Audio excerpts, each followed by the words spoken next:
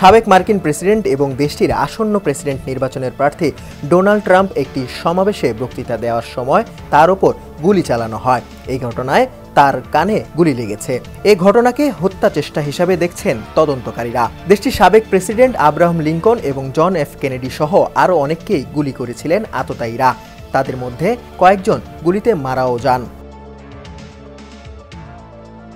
যুগে যুগে মার্কিন প্রেসিডেন্ট ও প্রার্থীদের ওপর গুলির ইতিহাস থাকছে এই প্রতিবেদনে। রোনাল্ড রিগান 1981 সালের ওয়াশিংটনের হিলটন হোটেলে একটি বিয়ের অনুষ্ঠান থেকে বের হওয়ার সময় প্রেসিডেন্ট রিগান গুলিবিদ্ধ হয়ে গুরুতর আহত হন। তার ওপর হামলাকারী ছিলেন জন হিঙ্কলি জুনিয়র। তাকে 2022 সালে নিঃস্বার্থ মুক্তি দেওয়া হয়। গুলিবিদ্ধ রিগান হাসপাতালে ছিলেন 12 দিন। এই ঘটনার পর তার জনপ্রিয়তা অনেক গুণ বেড়ে যায়। জেরাল্ড ফোর্ড 1975 সালের সেপ্টেম্বরে ক্যালিফোর্নিয়ায় তার ওপর গুলি চালান এক নারী। এই ঘটনার মাত্র 17 দিন পরে আবারও তার উপর গুলি চালানো হয়। 1972 সালে ডেমোক্রেটিক দল থেকে প্রেসিডেন্ট পদের মনোনয়নের জন্য প্রচারণা চালানোর সময় জর্জ ওয়েলসের ওপর 4 বার গুলি চালানো হয়। শেষ পর্যন্ত মেরিল্যান্ডের লরেলের একটি শপিং মলে গুলি লাগার পর তিনি পঙ্গু হয়ে যান।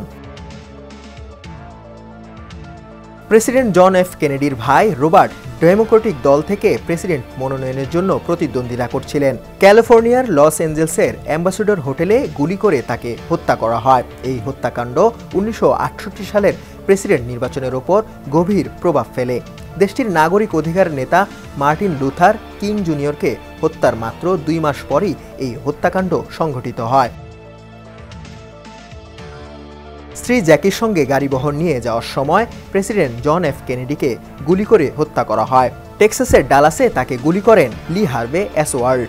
হত্যাকাণ্ডের তদন্তকারী ওয়ারেন কমিশন 1964 সালে তাদের তদন্ত শেষে জানায় লি হার্ভে ওসওয়াল্ড ছিলেন একজন নৌসেনা এবং তিনি সোভিয়েত ইউনিয়নে বসবাস করতেন।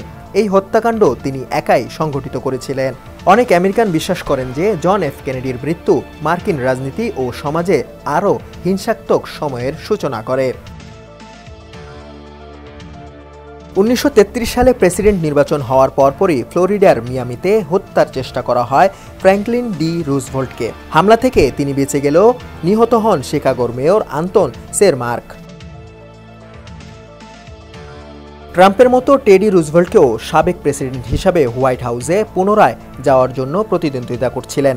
তেমন সময়ে ইউসকনসিনের মিলওয়াতকে তার উপর গুলি চালানো হয় 1912 সালে। বুলেটটি বাকি জীবন তার বুকে আটকে ছিল। তার বুক পকেটে ভাঁজ করে রাখা 50 পৃষ্ঠার লিখিত বক্তৃতা ও স্টিলের চশমার বাক্সের কারণে গুলির গতি কমে যায়। সেই যাত্রায় তিনি বেঁচে যান। গুলিবিদ্ধ হওয়ার পরও রুজভেল্টকে সেই সমাবেশের নির্ধারিত বক্তৃতা দেন। সাদাত তনিম, সমকাল, ডেস্ক রিপোর্ট।